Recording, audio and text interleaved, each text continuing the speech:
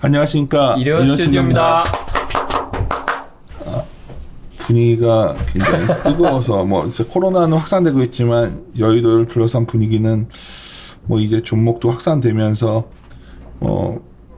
다른 거 할 거 없이 주식밖에 할 게 없지 않냐 이런 분위기네. 다들 3천 얘기하고 있고. 금융위에서도 굉장히 친화적으로 친화적으로 얘기가 나오고 있고요. 사내외적으로 또 힘든 시기가 우리가 왔네요. 네. 제가 계속 바깥도 중요하지만 내부적으로도 계속 저는 조심스럽다. 그래서 사내에서도 여러 가지 자산에 대해서 좀 그런 견해를 좀 제 스타일 아시게 좀 강하게 얘기해 왔고, 그렇기 때문에 그대로 고점 넘어가는 거 아니냐 이런 분위기가 오늘부터 또 월요일부터 난리네. 또 회의도 막. 근데 이번 주에는 경제지표 발표 많이 잡혀 있는데 시카고 PMI가 지난주 금요일날 나왔거든요. 한국 시장으로는 금요일 장 끝나고죠. 약간 좀 예상보다 덜 나왔어요. 그거가 ISM 생각보다 덜 나오면 어떡하지 하는 좀 걱정이 되게 만드는 요인이긴 하네요. 그걸 떠나서 시장이 바라보는 건 저번 주 연준 잭슨 미팅 보면서 이제 금리 인상은 없고 미국도 인플레 기대할 때까지 치를 것이고 우리나라도 개인 투자자들이 계속 부동산 규제하면서 들어올 거니까 과거의 올드한 잣대로 들이밀지 말아라 이런 분위기가 강한데, 장이 오르면 좋은 거고요. 저희가 빗나간 거고, 또 하나는 근데 저희들이 또 보는 툴이 있고, 전에 한번 제가 PTT 말씀드렸지만 저는 기존해서 항상 메인 시나리오는 이익의 방향이고요. 이익의 방향을 훼손시키는 시나리오가 나오면 조심하자는 입장을 항상 가져왔고, 많은 분들이 그래요. 3, 4월에는 이런 상황에서도 굉장히 강하게 좋다고 하지 않아요. 그때는 좋은 주식이 쌌거든요. 지금은 좋은 주식이 비쌉니다. 네. 저는 좋은 기업이 그때 쌌고 지금 좋은 기업이 비싸거든요. 좋은 기업이 싸져 있다면 사실 이런 것도 방향이 좋을 때는 겁이 안 나는데, 좀 이럴 때는 부담스럽다. 싸다 비싸다의 기준은 결국 밸류에이션이죠. 근데 이제 밸류에이션만 기계적으로 적용하겠다가 아니라 좀 방향성이 좋을 때 밸류에이션이 중요한데, 아무리 봐도 3분기 실적 기대값이 높다는 판단을 저희는 계속 내리고 있어서 그런 얘기 같은 염동차 형이 또 정리했을 것 같으니까 한번 얘기 좀 들어볼까요? 네, 그 관련된 내용 말씀을 드리면은요, 몇 번 말씀드렸는데 2분기 실적은 잘 나왔습니다. 예상보다 잘 나왔고요. 네. 특히 대형주가 중소형주보다 잘 나왔는데, 대형주가 중소형주보다 잘 나오는 거는 최근 한 3년 동안 일관된 패턴이어가지고 딱히 이상한 현상은 아니고요. 말씀드리고 싶은 거는 예상보다 실적이 잘 나왔는데 생각보다 연간 실적은 반등을 못하고 있습니다. 연간 실적이죠, 이건. 예를 들어 2020년 실적 말하는 거예요. 맞습니다. 많은 2020년. 분들이 이거와 포워드 다 헷갈려들 하니까. 2020년 실적이고요. 일단 1, 2분기 실적이 확정됐으면은 3, 4분기 실적은 좀 생각보다 1, 2분기가 예상보다 잘 나왔으면 3, 4분기는 조금 올라갈 수도 있지 않을까라고 생각을 했는데, 생각보다 3, 4분기 실적은 올라가지 못하고 있고요. 이런 상황에서 3분기 실적은 연간 1분기, 2분기, 3분기, 4분기 4개 분기 중에서 하향 조정이 가장 덜 된 게 3분기입니다. 그런데 이런 상황에서 지금 코로나19 재확산 우려가 지금 굉장히 심해졌죠. 아무래도 3분기 실적은 좀 더 하향 조정될 가능성이 있을 것 같아요. 결론적으로 3분기가 현재 올해 3분기가 코스피 200 기준으로 37조 7천억인데 네. 과연 이게 나올 수 있겠냐는 거죠. 그렇죠. 7, 8, 절대적인 레벨에서 제일 높고 분기 1년 7, 중에서 8, 9월인데 하향 조정도 제일 덜 됐고, 이게 만약에 한 정말 30조 언저리 나와버리면 30조 초반, 일단 4분기 실적은 무조건 안 나옵니다. 이거. 4분기는 빼고 4분기는 어차피 안 나옵니다. 그럴 가능성을 리스크를 얘기해요. 많은 분들이 뭘 말하는 거냐 궁금해하셔서 많은 분들이 헷갈려하는 게 포워드 EPS 올라오지 않냐 얘기를 많이 하시더라고요. 근데 그거는 내년 거 갖다 쓰니까 올라오는 내년 거 갖다 쓰니까 그거 지금 말씀드리려고 하는데요. 실적은 안 올라오고 있고 지금 PER은 지금 10년 최고치 수준까지 올라가 있는 상황이거든요. PER이 이렇게 높은 이유가 많은 분들이 생각하시는 게 주가는 올랐는데 EPS는 하향 조정됐기 때문에 결국 PER이 높은 거고, EPS가 반등을 한다면은 PER은 다시 낮아질 거다라고 기대를 많이 하시는 것 같아요. 근데 데이터 이렇게 뜯어보면은요, 주가 오른 거는 맞죠. 근데 EPS 하향 조정된 거는 어느 정도 돌아섰습니다. 12개월 포워드 EPS 같은 경우에는 거의 연초 수준까지 회복을 했어요. 아니, 연간 EPS가 하향 조정이 이렇게 하향 조정은 멈췄어도 어쨌든 상향 조정이 안 됐는데 어떻게 12개월 포워드 EPS가 올라왔냐라고 얘기하면은 자명합니다. 12개월 포워드 EPS는 앞으로 12개월 동안의 EPS를 가중평균한 거고 그렇기 때문에 2020년, 2021년 EPS가 이렇게 하향 조정이 멈추니까 2021년 가중치가 올라가면서 12개월 포드 EPS가 올라온 거죠. 2020년보다 2021년 값이 무조건 높거든요, 지금. 그렇죠. 무조건 높죠.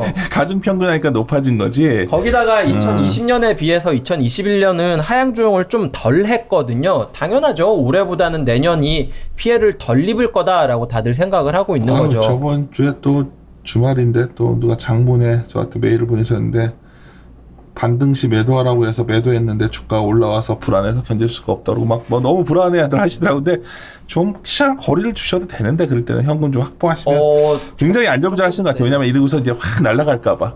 그리고 난 몰랐는데 최근에 좀 지수가 뭐 이따위 뭐 조정은 아무것도 아니고 신경 쓰지 말라고 하는데 제가 항상 올라와 있는 상태에서 조정은 아픕니다. 그러니까 많은 분들이 올라와 있는 상태에서 조정이 왜 아프냐면 주가가 올라와 있기 때문에 격한 조정도 가끔씩 나오거든요. 그랬을 때 인간이 버티기가 힘들어서 말씀드린 건데 뭐 가끔 그런 프로데클러가 그 말을 요새 자주 나누지만 저한테 전하는 게 왜 자꾸만 단기 매매를 유도하냐 그래서 내가 굉장히 당황했어요. 누구보다 단기 매매를 같은 거보다는 주식 들고 가라고 하는 입장의 사람인데 여하튼 지금 상황이 약간 저도 헷갈리죠. 뭐 유동성이 정말 강하구나 느낌을 받고 있는 상황인데 여하튼 이러한 숫자도 좀 체크를 해보셨으면 좋겠다는 거고 결론은 2020년 기준으로 보면은 영업이익이 좀 못 돌아서는 게 좀 희한한 거고 EPS도 못 돌아섰고요. 12개월 포드 EPS는 돌아서 있는 거고요. 이걸 꽤 올라왔습니다. 그치? 헷갈려들 하시니까 말을 해드린 거예요. 네. 그래서 그거를 약간 헷갈려 하시지 말고 그냥 EPS가 내려가서 포워드 PR이 올라온 게 아니라 주가 많이 올라와서 포워드 PR이 올라온 거기 때문에 고민스러운 거죠. 그렇죠. 예. 맞습니다. EPS는 회복을 한 상태예요. 이제 그렇다고 해가지고 여기서 더 올라가면은 PR이 낮아질 수 있는데 지금 EPS 올라온 거는 이익 추정치가 올라간 게 아니라 내년 거를 지금 끌어쓰고 있다라고 보시는 게 맞을 것 같아요.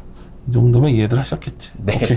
오케이. 근데 이 얘기 하면은 당연히 어떤 말씀들을 많이 하냐면은요, 과거랑 이렇게 PR을 비교하면 안 되는 게, 과거에 비해서 성장주 비중이 높아졌기 때문에 당연히 PR이 올라간 건데, 이걸 가지고 10년 최고 PR이기 때문에 뭐 비싸다 이렇게 얘기하면 안 되는 거 아니냐라는 말씀도 하시거든요. 저는 그 말 맞다고 생각을 해요. 어떤 거냐면은, 10년 전이랑, 그러니까 2009년 말이랑 지금이랑 비교를 해보면은요, 비중이 가장 많이 늘어난 게 뭐냐라고 하면 두 가지입니다. 커뮤니케이션이랑 그 다음에 헬스케어죠.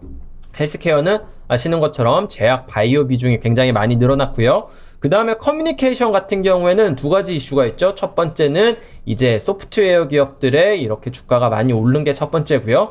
두 번째는 예전에 10년 전에는 커뮤니케이션에는 통신업종밖에 없었어요. 근데 이 2018년인가요? 네, 그때쯤에 이 미디어 기업들이랑 이렇게 IT 소프트웨어 기업들 일부가 커뮤니케이션으로 재분류됐어요. 뭐 미국으로 하면은 넷플릭스랑 구글이랑 이런 데가 원래 IT였다가 커뮤니케이션으로 넘어갔고요. 한국에서는 카카오라든지 NC소프트라든지 네이버가 기존에는 IT 소프트웨어에서 커뮤니케이션으로 넘어갔죠. 어쨌든 이러한 변화 요인 때문에 커뮤니케이션이랑 헬스케어 비중이 높아졌습니다. 헬스케어와 커뮤니케이션은 아시는 것처럼 가장 지금 성장성이 높은 섹터고요. 그러다 보니까 밸류에이션도 가장 비싼 섹터입니다. 그런 업종의 비중이 늘어났기 때문에 자연스럽게 한국의 PER도 올라간 게 아니냐라는 얘기가 나오는데 그거 고려해도 약간 좀 부담스러운 요인은 있다라는 거죠. 저는 분해해 본 거죠? 네. 어떤 거냐면은, 저 같은 경우에는 밸류에이션 모형 중에서 인덱스 단위에서는 PBR, ROE 모형을 많이 써요. 뭐 이건 뭐 고든 모형 뭐 이렇게 얘기하기도 하는데,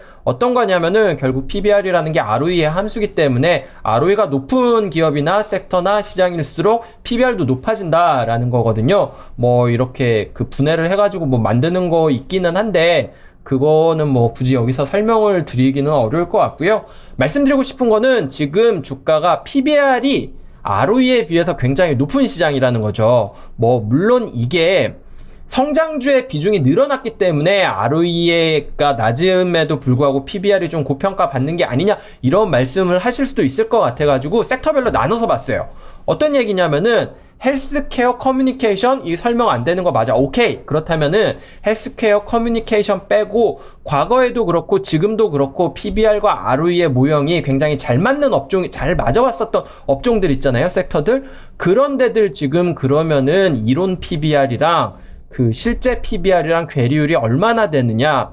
12개월 포워드로도 해보고 2021년 ROE를 가지고도 그러니까 내년 거 아예 100% 코로나 이슈 반영 빼버리고 해도 지금 얼마나 비싸냐라고 하면은 대부분의 업종이 비싸다는 거죠. 당연히 이 모형을 이용하면은 헬스케어 커뮤니케이션 같은 경우에는 과도하게 비싸다라고 얘기를 할 수 있지만 그래 여기는 성장주니까 일단 빼고 성장주 아닌 그 업종들 좀 보자. 뭐 IT도 있고 금융도 있고 유틸리티도 있고 소재 산업재 보면은 대부분이 현재 ROE나 혹은 2021년 ROE랑 비교한다고 하더라도 PBR은 약간 고평가 영역에 있는 것 같다라는 게 걱정스럽다라는 거죠. 지금 데이터 보면은 현재 ROE로 PBR이 좀 저평가 영역에 있는 거는 두 가지 업종 정도입니다. 금융이라든지 유틸리티 업종 정도고 나머지는 뭐 IT도 그렇고 소재도 그렇고 산업재도 그렇고 약간 부담스러운 영역에 있는 거는 좀 맞아요.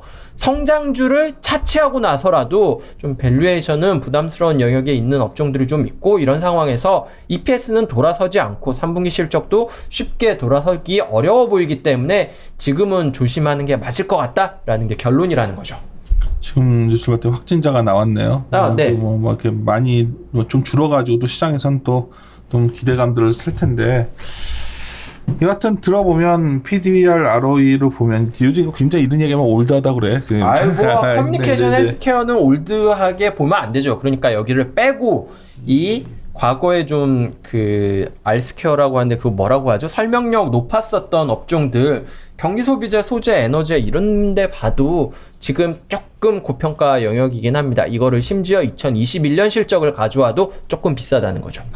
맞습니다. 그래서 저희가 이걸 한번 밸류에이션 체크해보면 여전히 저희들의 반등시가 나오면 현금 비중 좀 늘려놓고 뭐 주가가 좋은 기업이 좀 싸져 있는 것들에 한해서 좀 주식을 보유해 가는 그런 좀 조정기를 최소한 기간 조정은 진행될 것이다를 바로 치고 나갈 것은 없다가 저희들 생각인데 뭐 이게 저희가 부합될지 아닌지는 잘 모르겠어요. 근데 하여튼 밸류로 기업이 주가라는 게 여러 가지 유동성을 얘기하고 하지만 뭐 제가 생각하는 믿음이니까 어떤 가능성이니까 시나리오니까 그러겠지만 이 방향성, 그 매출 방향성의 함수라는 거에 대해서는 제가 지난 뭐 주식시장을 봐온 기간 동안 뭐 여러 착오를 겪으면서 내린 결론이었고 나름대로 이러한 견지를 유지한 상황에서는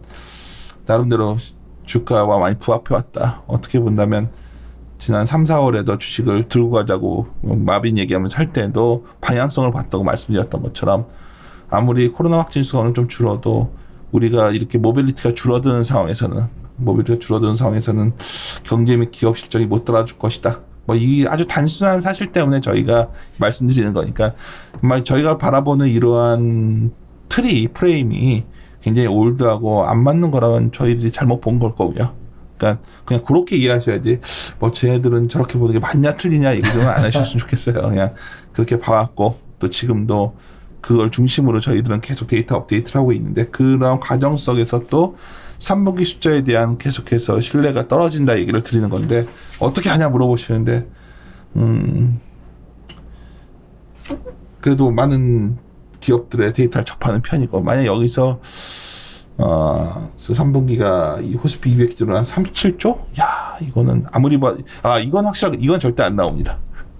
이 숫자는 3분기요? 예.